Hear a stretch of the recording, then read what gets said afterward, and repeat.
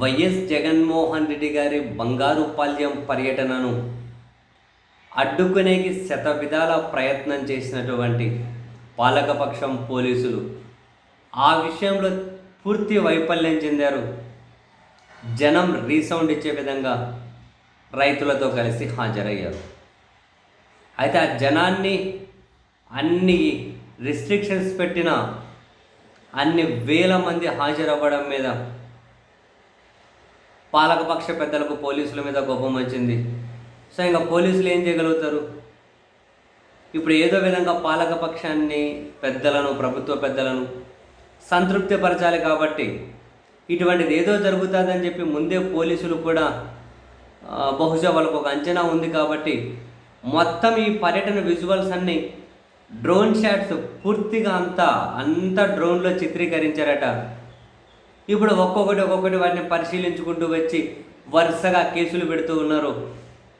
అలా వరుసగా కేసులు పెట్టి ప్రభుత్వ పెద్దలను సంతృప్తిపరిచే విధంగా ముందుకు వెళ్తూ ఉన్నట్లే కనిపిస్తుంది. వరుస పెట్టి కేసులు. జగన్మోహన్ రెడ్డి గారు ర్యాలీ తీశారు, ఒక కేసు పెట్టారు.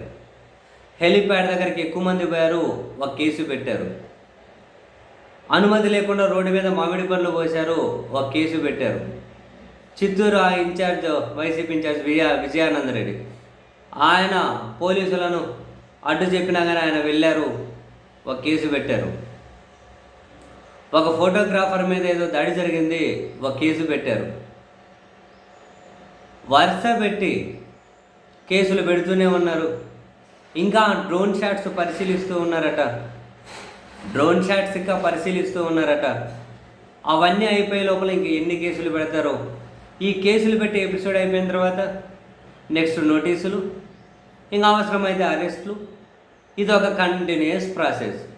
మళ్ళీ జగన్మోహన్ రెడ్డి గారు ఎక్కడికైనా కనుక ఏదైనా పర్యటనకు వెళ్తే ఆ వెళ్ళే అంతవరకు ఇది నడుస్తూ ఉంటుంది. పల్నాడు జిల్లా రెంటపాల వెళ్ళినప్పుడు దానికి సంబంధించి విచారణ నోటీసులని ఈరోజు కూడా హాజరవుతూ ఉన్నది. ఇప్పుడు నెక్స్ట్ బంగారుపాలెం వచ్చింది. ఇంక ఇది కేసుల పరంపర నడుస్తూ ఉంది. నెక్స్ట్ మళ్ళీ ఇంకేదైనా జగన్ గారు ప్రోగ్రాం పెట్టుకొని వెళ్ళేంతవరకు అది నడుస్తూ ఉంటుంది.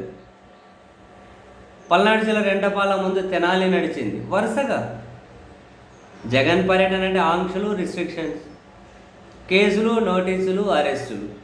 ఇది ఒక నిత్య కృత్యం అయిపోతూ ఉంది. మరి ఎన్ని రోజుల పాటు వీటిని ఈ విధంగా కొనసాగించుకుంటూ పోతారో తెలియదు. సో ఇప్పుడు క్షేత్రస్థాయిలో జనాన్ని రానికుండా ఆపలేకున్నారు. వేల మంది పోలీసులను పెట్టి తాళ్ళు పట్టుకొని రోడ్డు మీద రానికుండా ముళ్ళకంచెలు వేసినా కూడా వాటి మీద దాటుకొని వస్తుంటే ఇంకా ఎవరుగా ఏం చేయగలిగేది ఉంది? ఇంతకుముందే చెప్పారు, ప్రభుత్వమైనా పోలీసులైనా ఇప్పుడు తెలుసుకోవాల్సిన నీతి ఏంటంటే, అరే ప్రజాస్వామ్యంలో మనం ఒకరికి అలా అడ్డంకులు కలిగించకూడదు. కలిగించినా వీళ్ళు వినట్లేదు.